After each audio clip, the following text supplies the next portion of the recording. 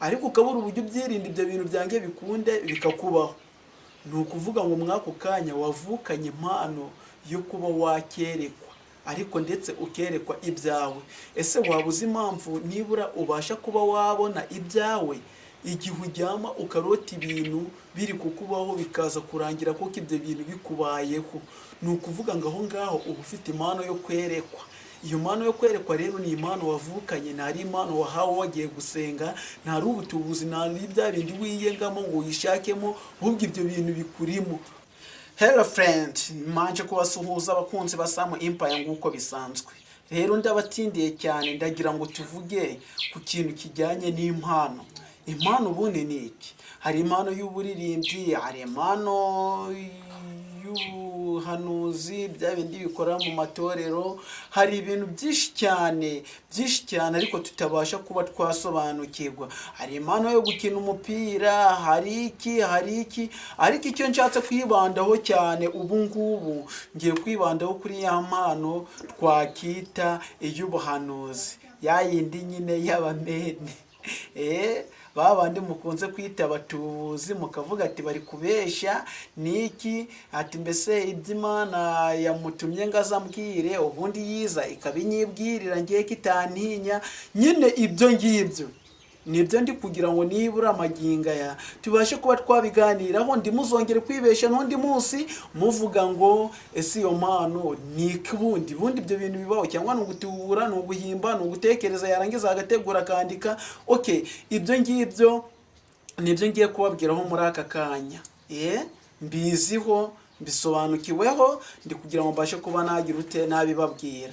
Ngo hayi ikaze rero wowe niba ari ubwa mbere urebye nibura yino channel yacu, akaba ari bwo bwa mbere ugiye kurebaho video bwa mbere, akaba ari bwo bwa mbere tugiye kubana, icyo nagusaba bantu kandi kw'iryo buto riri hepfo rya subscribe kogwa rimwe, nurangiza ukande like, numara gukanda like wibuke no gukanda icyo umuntu yakita notification. Kari akazogira ko ku ruhande ukambike nyine ku buryo ibyo tuzajya tugezaho byose uzajya ubibonera ku gihe. Ngo hayi ikaze rero wawe kanda subscribe notification ubundi wikomereze video si byose. Nuko rero niba urangije gukora ku kantu ukoze igikorwa cy'ubutwari, mu by'ukuri watabara nyine. Iyo uramutse ukoze subscribe, like ndetse na share, icyo uba ukoze wumbaye amahirwe yo kujya nanjye mu bantu bashobora kuzafata agafaranga gatubutse mu minsi igiye kuzaza. Nyine hari n'igihe nazakubwira tukicarana tukanywa kamwe. Reka twikomereze. Ese mu buzima bwawe wigeze uhanurirwaho umunsi umwe ngo bakubwire ibintu bizakubaho? Ese wabyakiye ute? Wigeze ubyizera se, cyangwa wabikubwiye wamufashe ng'umusazi? Ni ibyo ngibyo nshaka kugira ngo tubashe kuba twaganira. Ushobora kuba warahanuriwe ariko ntuze kubyizera. Ese ubundi biriya bintu bizute kugira ngo umuntu abashe kuba yaguhanurira? Ese nuko abakiranutse cyane? Ibyo ngibyo ndabizi mwese murabyibaza. Kujya ukabona umuntu ni umusinzi, anywa inzoga bwihishwa, rimwe na rimwe umucishamo ijisho ukamubona afashe utwana tw'abandi ahangaha ku bituza tw'udukobwa tutanujuje imyaka. Warangiza wajya kubona ukabona ejo araje araguhanuriye. Ubundi ibyo bintu byakirute? Uvuga yuko ari Imana yamuvugiyemo, cyangwa hari ubundi buryo bifata?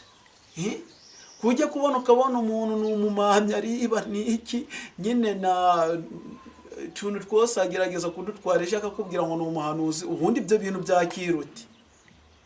Rero nguhaye ikaze.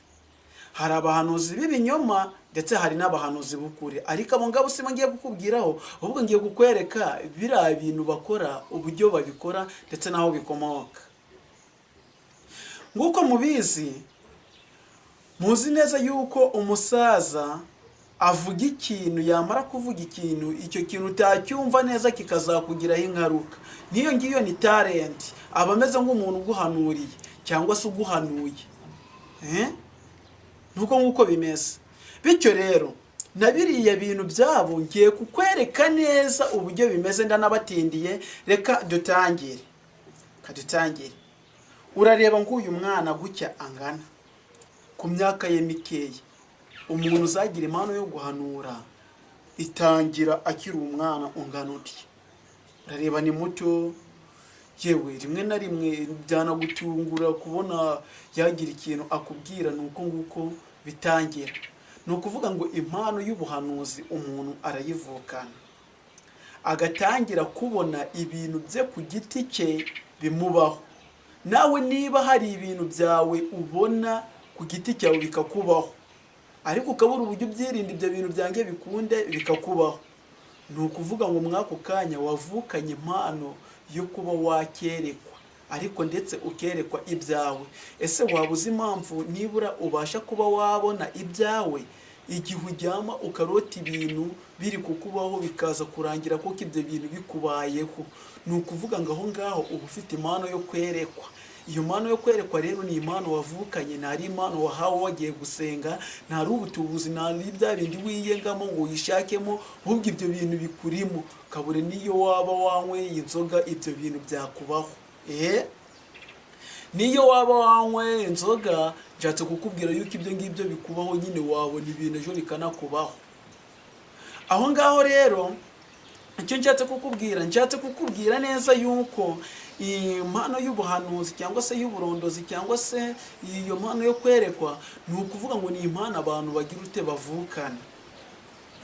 Ushobora kuba warayivukanye ariko ukavuga ati runaka se ninjya kumubwira yuko namubonye ari gusambana sarahita nshira mu buyobozi, ariko nyine ukamutinya, ariko iyo mpano uyifiteho. None ejo bundi ukanga no kujya kubimubwira ngo agire uburyo yitwara, noneho wajya kubona ukabona ejo bundi arafashwa narafunzwe, kandi wakabaye wabimubwira yarangiza akagira n'uburyo yirinda. Ni ukuvuga ngo ibi bintu naje kubikurikirana, ariko mbona yuko ari ibintu bibaho. Abantu benshi bibabaho ubwo bagatinya kubivuga bitewe yuko baba babona imbuto bera zitahwana n'ibyo ngibyo bagiye kubwira abantu. Nawe rero niba byarakubayeho cyangwa se n'ubungubu bikaba bikubaho, uri umunyamahirwe kuba waravukanye iyo mpano y'uburondozi. Gusa ntabwo yemerwa n'abantu benshi. Abantu benshi bizerera mu byo babona. Noneho bino bintu bitagaragara byo kuvuga ngo ejo ngo hazaba, ngo urebye ngo tugereranye, ugatangira kuzana ibintu nyine bivuga ibintu by'ejo kandi abantu batari bagezayo. Ibyo bintu ntabwo babyemera, ahubwo bemera ibyo bintu ari uko bagize ute, ari uko babibonye. Bityo rero niba ari uko nguko umeze, ugomba kuzajya ukora ibintu unyuze mu kuri, ukoresheje ukuri, ndetse ukagerageza no kwitwararika kugira nibura ugire uburyo ugaragara imbere y'abantu. Urabizi hari abantu badakunda indimu, bityo rero weze indimu birashoboka yuko abantu bazajya bakuyobera aho baba ari bakeye. Hari abantu badakunda umuwembe, weze umuwembe birashoboka yuko wazajya uyoberwaho n'abantu bake. Nguko ijambo ry'Imana rivuga ngo tuzabamenyera ku mbuto zabo. Niba nta mbuto ngwerera, nyine iyo mpano ikurimo kuyikoresha nabyo byakugora, kuko iyo mpano kugira ngo ubashe kuba wayikoresha ni uko ugomba kuba ufite abantu uyibwira. Niba rero nta muntu ufite ushobora kukumva bitewe n'ibyo ukora, impano yawe nyine tuzayipfana, kandi n'uyipfana uzayibazwa, kuko ndi wayihaye, uwaguhanze niwe wahanze n'ibyo ngibyo bikurimo.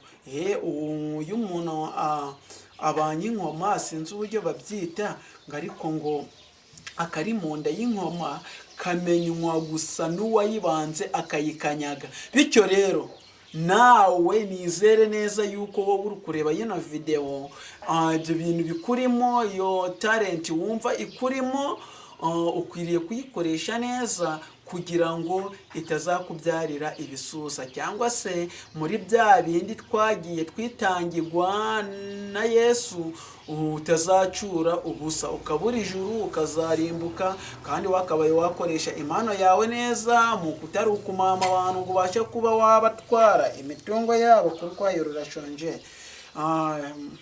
Urashonje cyane. Reka tugere vuba dusoze kino kiganiro, niturangiza tugende ujye gufata akantu, sibyo? Tuza gato yahangane, nyine munyangarire gatoya, ni umwana ari kunsetsa. Nuko nguko bimeze. Ni ukuvuga ngo impano ubaye ufite iyo mpano, icyo usabwa ni uko ugomba kuyikoresha neza, apana mu nyungu zawe, ahubwo ukayikoresha mu nyungu z'uwaguhaye iyo mpano. uzigera rikoresha mu nyungu zawe bwite. Ubu ngubu rero ikintu ngiye kukubwira wowe ukurikiranye iki kiganiro cyangwa se aya magambo ndi kubabwira, ndagira ngo mbabwire yuko vuba nzaza mbasobanurira noneho ku bijyanye n'ikintu Yesu yitangiye. Ndabizi babigishije ibintu byinshi bababwira ngo Yesu yitangiye imibiri yanyu, yapfuye ku bwanyu. Ibyo bintu rero bababwiye barababeshe. Ahubwo ndaje vuba mbabwire impamvu Yesu yaje akagira ute akabitangira. Ntabwo ndi kubayobya, namwe mugende musome Bibiliya, kuko munashire muri logique cyangwa se mu mutwe wanyu mu ntekerezo, murebe yuko ibintu bababwira yuko Yesu yaje kwitangira imibiri yanyu, yatanze umubiri we ku wanyu, mubigenzure murebe niba ari byo. Ntabwo ndi butinde, cyangwa usaba kora subscribe, like.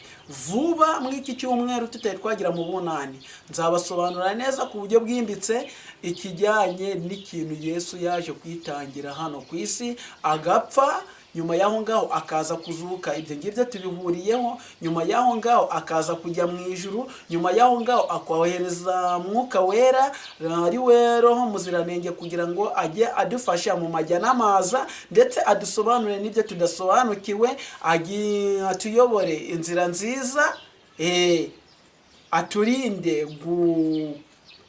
gutinda kumubisha. Ibyo ngibyo byo nzabibasobanurira mu gihe kigiye kuza. Murakoze cyane, bye bye. Nizere yuko Noheli mwayiriye neza, abitagendekeye neza mwihangane. Ubwo nyine ntacyo twarenzaho ku bushake bwa Nyagasani niwe udukuriye. Bye bye, ciao ciao, hasta la vista, naho butaha.